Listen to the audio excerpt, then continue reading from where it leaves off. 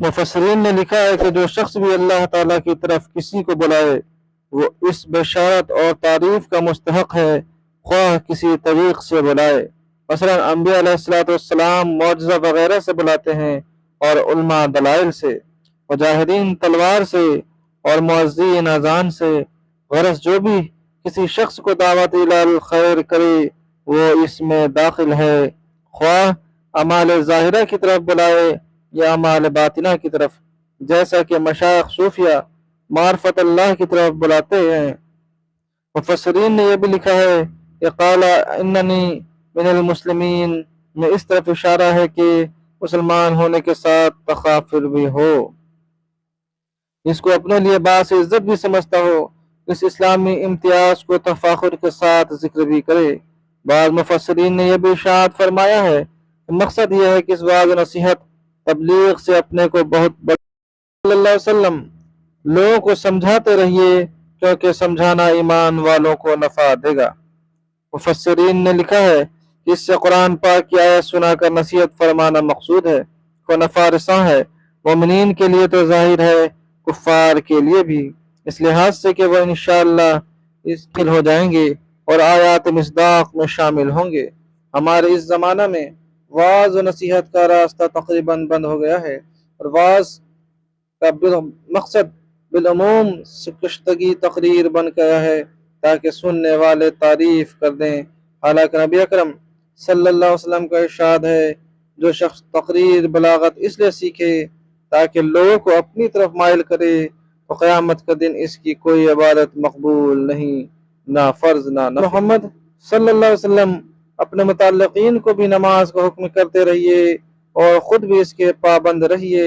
ہم آپ سے معاش نہیں چاہتے، معاش تو آپ کو ہم دیں گے، اور بہتر انجام تو پرہیزگاری ہی کا ہے۔ سورہ طہ۔ متعدد روایات میں یہ مضمون وارد ہوا ہے کہ جب نبی کریم صلی اللہ علیہ وسلم کو کسی کی تنگی معاش کے رفع فرمانے کا فکر ہوتا تو اس کی نماز کی تاکید فرماتے اور آیت بالا کو تلاوت فرما کر گویا اس طرف اشارہ فرماتے کہ وسعت رزق کا وعدہ اہتمام نماز پر موقوف ہے۔ علماء نے لکھا ہے اس آیت شریفہ میں نماز کے حکم کرنے کے ساتھ خود اس پر اہتمام کرنے کا حکم اس لیے ارشاد ہوا ہے کہ یہ نفع ہے کہ تبلیغ کے ساتھ ساتھ جس چیز کا دوسروں کو حکم کیا جاوے خود بھی اس پر اہتمام کیا جاوے، جس سے دوسروں پر اثر بھی زیادہ ہوتا ہے اور دوسروں کے اہتمام کا سبب بنتا ہے۔ اسی لیے ہدایت کے واسطے انبیاء علیہ السلام کو مبعوث فرمایا ہے کہ وہ نمونہ بن کر سامنے ہوں تو عمل کرنے والوں کو عمل کرنا سہل ہو، اور یہ خدشہ نہ گزرے کہ فلاں حکم مشکل ہے، اس پہ عمل کیسے ہو سکتا ہے۔ اس کے بعد رزق کے وعدہ کی مصلحت یہ ہے کہ نماز کا اپنے اوقات کے ساتھ اہتمام بسا اوقات اسباب معیشت میں ظاہر نقصان کا سبب معلوم ہوتا ہے، بالخصوص تجارت ملازمت وغیرہ میں، اس لیے اس کو ساتھ کے ساتھ دفع فرما دیا کہ یہ ہمارے ذمہ ہے۔ یہ سب دنیاوی امور کے اعتبار سے ہے۔ اس کے بعد بطور قاعدہ کلیہ اور امر بد یہی ہے کہ فرمایا کہ عاقبت تو ہے ہی متقیوں کے لیے، اس میں کسی دوسرے کی شرکت ہی نہیں۔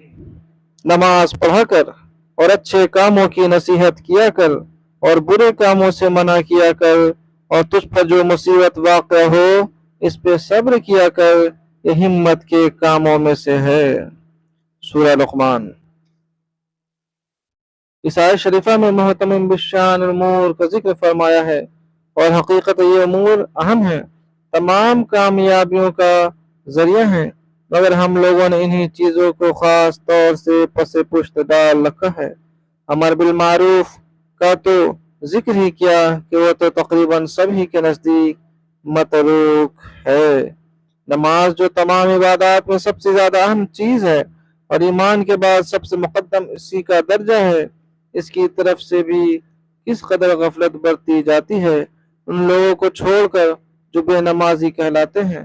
خود نمازی لوگ بھی اس کا کامل اہتمام نہیں فرماتے، بالخصوص جماعت جس کی طرف اقامت نماز سے غربا کے لیے رہ گئی، اور عمرہ اور باعزت لوگوں کے لیے مسجد میں جانا گویا عار بن گیا۔